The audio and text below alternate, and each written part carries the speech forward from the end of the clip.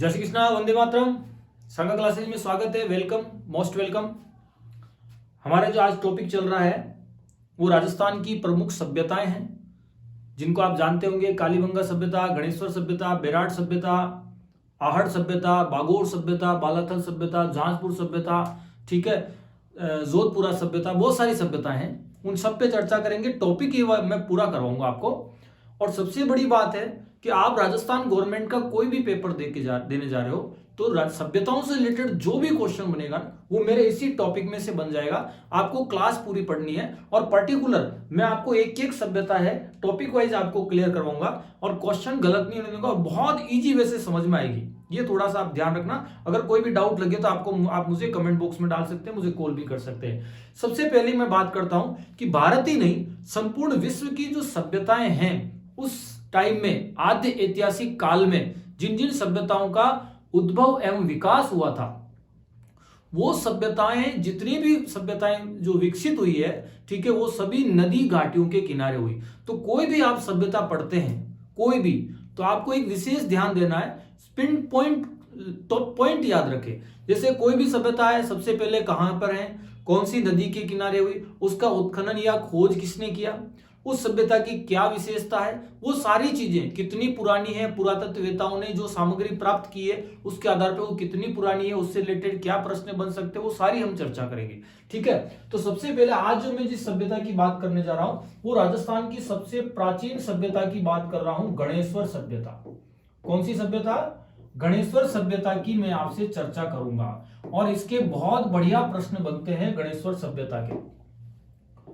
ठीक है ना, गणेश्वर सभ्यता से रिलेटेड आपके एग्जाम में बहुत बढ़िया प्रश्न बनते हैं और वो प्रश्न में आपको एक एक चीज क्लियर करवाऊंगा कि किस टाइप से प्रश्न बनते हैं। सबसे पहले आपको ध्यान रखना है कि गणेश्वर सभ्यता राजस्थान में कहां पर है। तो गणेश्वर सभ्यता राजस्थान में नीमका थाना के पास में, नीमका थाना के पास।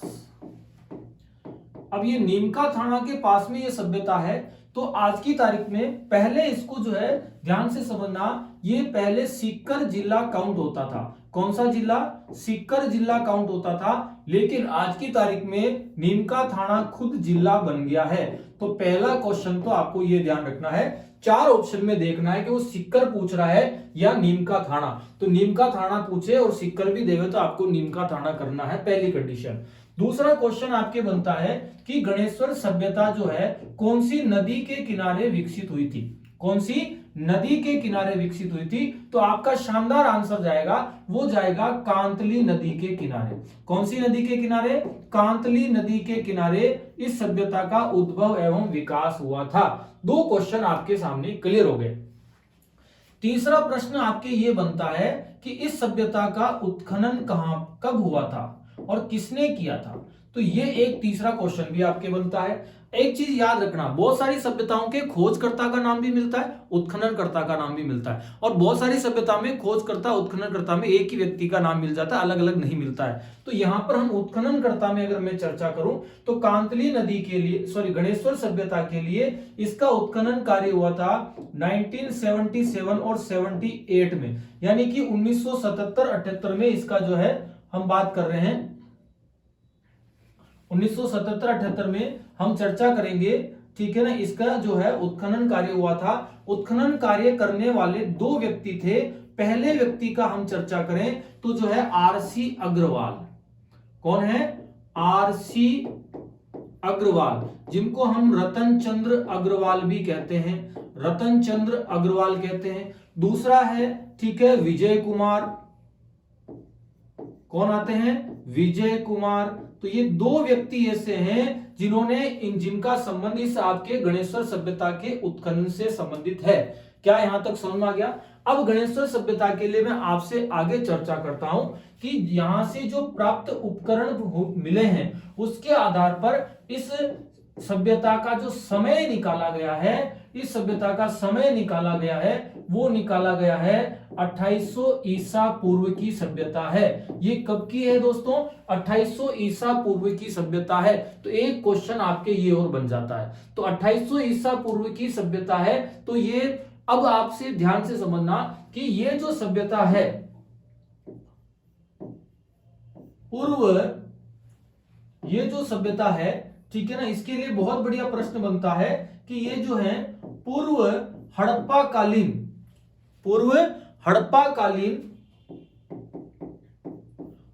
कालीन ताम्रयुगीन सभ्यताओं, कौन सी है? ताम्रयुगीन सभ्यताओं। तो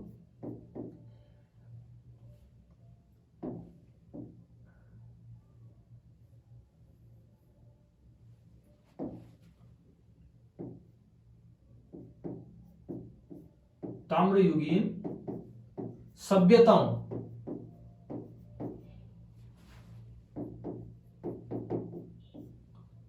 से भी प्राचीन मानी जाती है।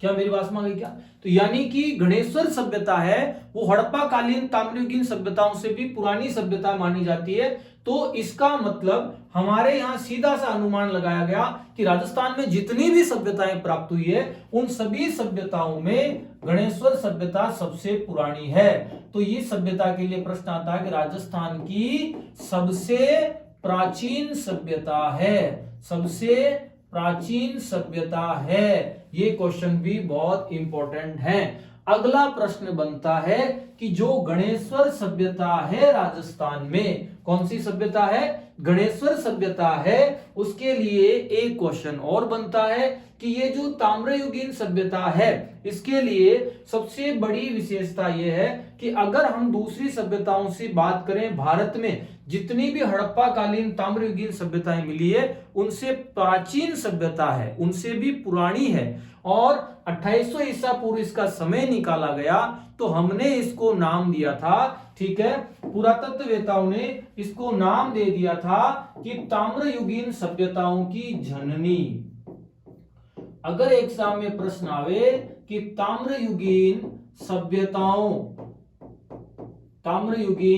सभ्यताओं की जननी अगर शब्द आ जावे, ध्यान से समझना, इस शब्द को पकड़ लेना, ताम्रयुगीन सभ्यताओं की जननी अगर आपसे प्रश्न आ जावे तो आपका उत्तर चला जाएगा गणेश्वर सभ्यता। किसी भी कंडीशन में गलत नहीं करना है। क्या समझ में आ गया? अगला प्रश्न मैं बात करता हूं कि इस सभ्यता के लिए कि जो है ये राजस्थान में इस सभ्यता स्थल से जितने भी उपकरण प्राप्त हुए हैं, क्या प्राप्त हुए हैं? उपकरण, उनमें 99% उपकरण जो है वो तांबे के उपकरण हैं। कौन से हैं? तांबे के उपकरण प्राप्त हुए हमारे इस सभ्यता स्थल से। इस कारण इस सभ्यता के लिए हमने एक नाम और जोड़ दिया है, ठीक है, इसको हमने नाम दिया ताम्र संचयी संस्कृति। क्या नाम दिया इसको?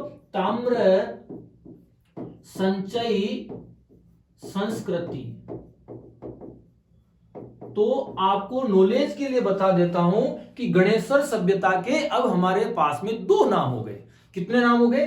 2 नाम। गणेश्वर सभ्यता की खोज जो हुई थी वो नीमका थाना के पास हुई थी, जिला सीकर लगता था, लेकिन नीमका थाना अब खुद जिला बन गया तो ये सभ्यता नीमका थाना में काउंट होगी। पहला क्वेश्चन।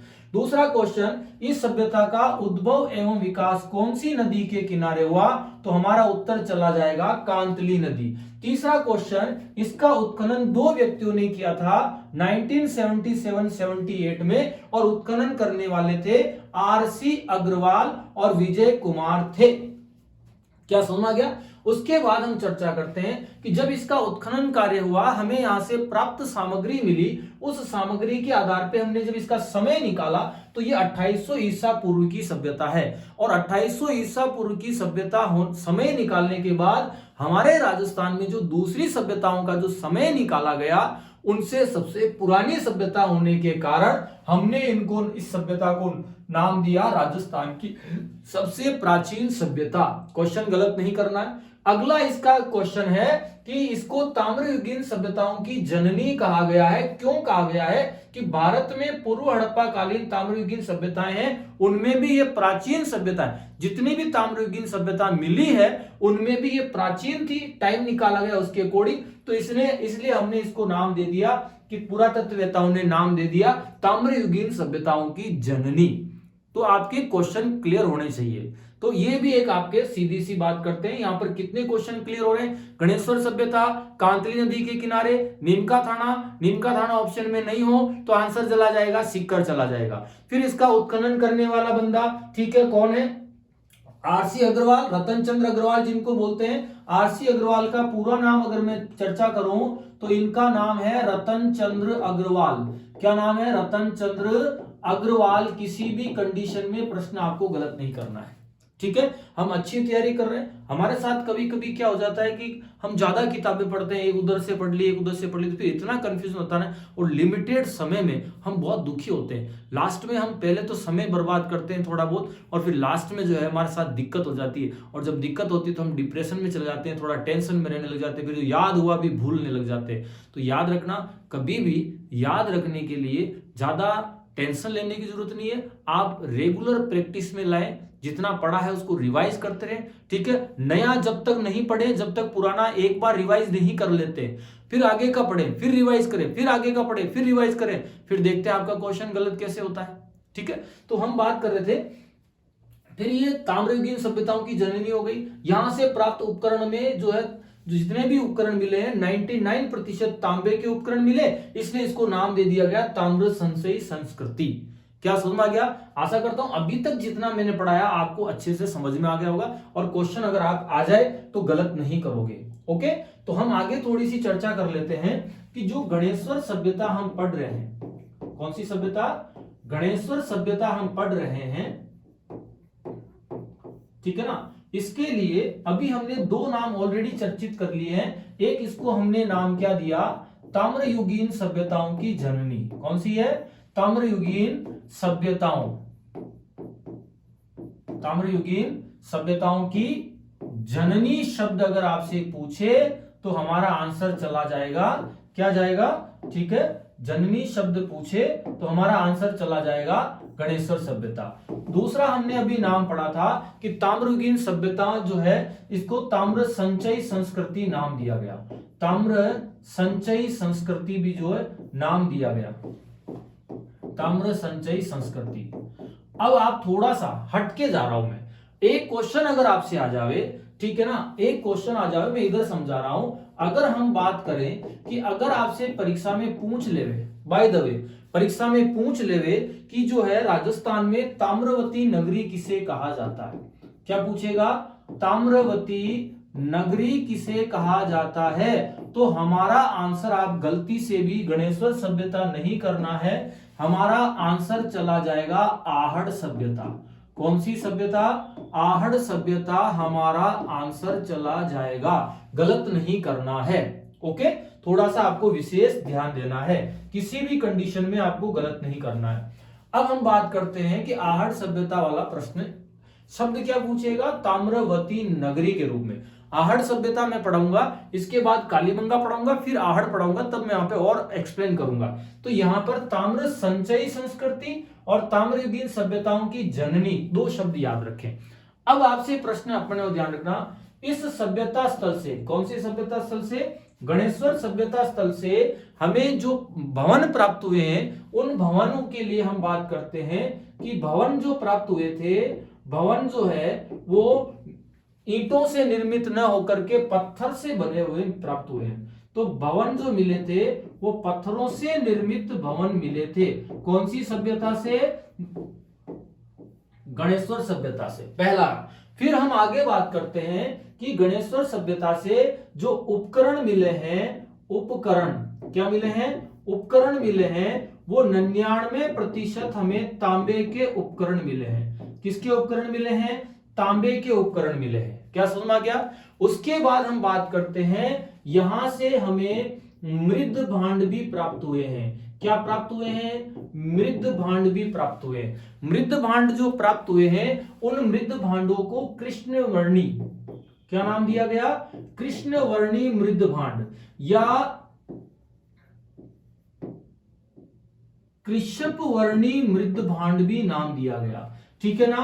तो ये जो है मृद भांड जो यहां से मिले हैं, ठीक है, ये बहुत इंपॉर्टेंट प्रश्न बनता है। मृद भांड बोलते हैं मिट्टी के बड़े भांड यानी मटके प्राप्त हुए, वो कृष्ण वर्णी जो है वो मृद भांड मिले हैं, जिन पर जो है नीला रंग या अन्य रंग से जो है उसके ऊपर जो डिजाइन की गई है उसको जो है कलर किया गया है, ऐसे हमें मृद भांड मिले हैं। तो अगर आपसे पूछे कि यहां से और क्या मिला है तो उसकी भी मैं आगे चर्चा कर लेता हूं। अगली बात करते हैं कि जो आपके गणेश्वर सभ्यता है, यहां से हमें, ठीक है, कांतली नदी के किनारे थी। कौन सी नदी के किनारे थी ये गणेश्वर सभ्यता? कौन सी नदी के किनारे दोस्तों? कांतली नदी के किनारे। तो कांतली नदी के किनारे होने के कारण यहां से हमें मछली पकड़ने का कांटा मिला है। कौन सा कांटा मिला है? ठीक है ना, मछली पकड़ने का कांटा मिला है। तो यहां से मछली पकड़ने का कांटा मिला है। क्या मेरी बात समझ गए क्या?